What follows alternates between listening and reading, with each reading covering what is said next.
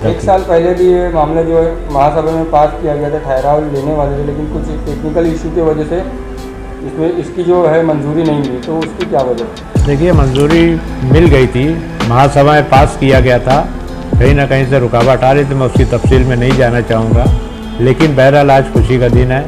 अल्हम्दुलिल्लाह उनको जो है उनके मुताबिक जो है सैलरी मिलेगी। तो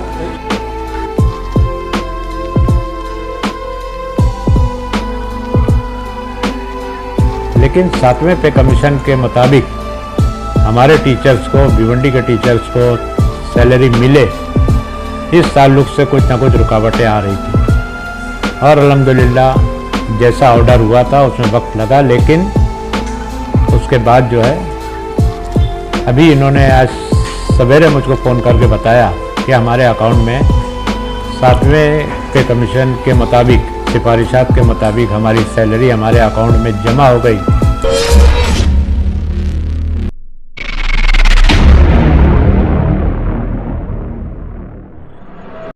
जलजले आके इमारत गिरा जाते हैं, मैं तो बुनियाद का पत्थर हूँ, मुझे खौफ नहीं। जो बुनियाद का पत्थर है वो हिलता नहीं है, दीवारें गिर जाती हैं, छत गिर जाती है, बुनियाद अपनी जगह कायम रहती है। इसी जज्बे के साथ आप लोग काम कीजिए।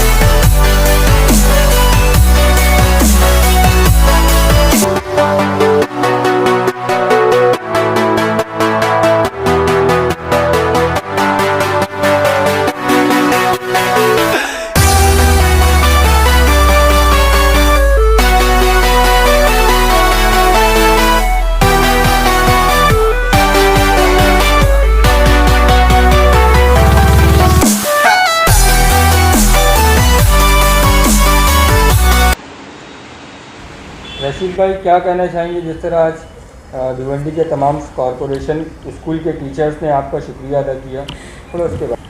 देखिए, 2019 में महाराष्ट्र सरकार ने 7वें पे कमीशन की सिफारिशात को कबूल किया था और उसको फौरी तौर पर उसको लागू करने का ऐलान किया था।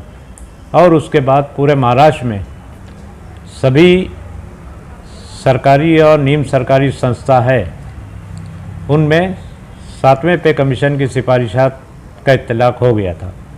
लेकिन भिवंडी शहर में म्युनिसिपल कर्मचारियों को तो 7वें पे कमीशन से सैलरी मिल रही थी, लेकिन जो स्कूल के टीचर थे उनको नहीं मिल रही थी।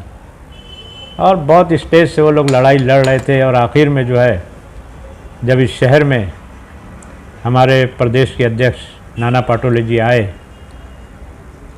तो उस वक्त ये मसला हमने उनके सामने रखा था और उन्होंने कहा था कि बम्बई है, हम लोग फौरी तौर पर वर्षा गायकवाड़ जो हमारी एजुकेशन मिनिस्टर है, कांग्रेस से हैं वो, हम उनको बोल के जो है आपका मसला कहाँ रुकावट आ रही है उसको दूर करके इंशाअल्लाह ताला करने की कोशिश करेंगे। और उसके बाद गालिबन अप्रैल महीने के आखिर में बॉम्बे में एक मीटिंग हुई, टीचर्स के लोग थे और भिवंडी से मैं था, हमारे साथ जो है हमारे कॉरपोरेटर शकील पापा थे और कई लोग थे पार्टी के।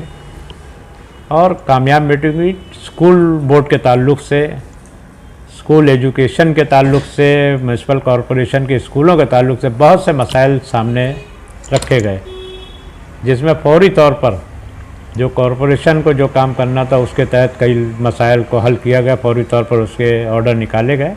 लेकिन 7वें पे कमीशन के मुताबिक हमारे टीचर्स को, भिवंडी के टीचर्स को सैलरी मिले, इस ताल्लुक़ से कुछ ना कुछ रुकावटें आ रही थी। और अल्हम्दुलिल्लाह जैसा ऑर्डर हुआ था उसमें वक्त लगा, लेकिन उसके बाद जो है अभी इन्होंने आज सवेरे मुझको फ़ोन करके बताया कि हमारे अकाउंट में 7वें पे कमीशन के मुताबिक, सिफारिशात के मुताबिक हमारी सैलरी हमारे अकाउंट में जमा हो गई। ये बहुत खुशी की बात थी। उन्होंने कहा कि हम लोग आज मिलना चाहते हैं। मैंने कहा कि इसमें हमारी पार्टी का बड़ा योगदान है और आप लोग पार्टी ऑफिस में आकर आइए, सत्कार न करना चाहते हैं वहाँ हम लोग आपका जो है सत्कार कबूल करेंगे। और मैं मुबारकबाद पेश करूँगा टीचर्स का कि जहाँ जहाँ ज़रूरत, जैसी ज़रूरत पड़ी वो लोग पूरी तरह से हम लोगों के साथ इस मामले में जो है बराबर लड़ने के लिए शामिल रहे। और अल्हम्दुलिल्लाह आज जो है उसकी सिफारिशात के ऊपर अमल करते हुए कॉरपोरेशन जो महाराष्ट्र सरकार की जो मिलना चाहिए वो 7वें पे कमीशन के हिसाब से उनको तनख्वाह मिली।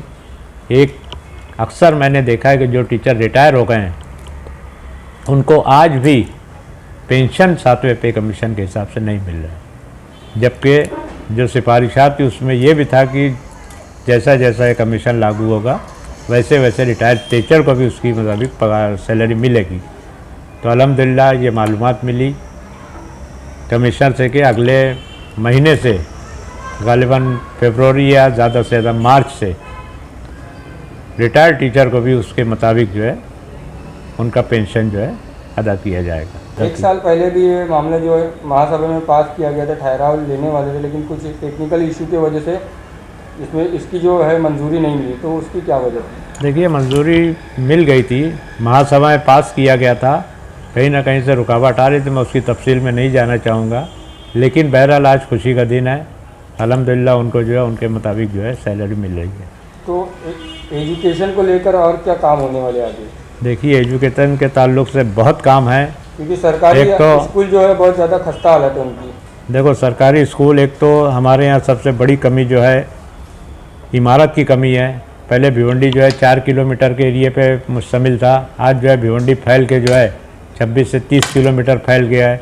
और जो बड़े हुए इलाके हैं वहाँ घनी आबादी है। आज आप नारली तालाब पे हमारी बिल्डिंग में जाइए तो बहुत से क्लासरूम खाली हैं, क्योंकि वहाँ की आबादी जो है कुछ लोग तरक्की करके निकल गए, कुछ लोग जो है वहाँ आबादी पहले से ही कम थी और लोग प्राइवेट स्कूल को तरजीह दिए। लेकिन बड़े स्कूल में आज भी हालात वही हैं, वहाँ पर एक एक क्लासरूम में जो है 100-100, 150-150 बच्चे बैठ रहे हैं, टीचर्स की वहाँ कमी है। इन सब बातों को लेकर हम लोग सरकार की तरफ से लड़ रहे हैं। और एक मसला जो अभी आया कि महाराष्ट्र सरकार एजुकेशन डिपार्टमेंट जो है मॉडल स्कूल दिल्ली के तर्ज पर चालू करने जा रही है। 488 स्कूल की कुछ मालूमात मिली है, उसमें सिर्फ एक स्कूल को भिवंडी में लिया गया है। हम लोग कोशिश करके, आज मैंने अभी कहा अपने उसमें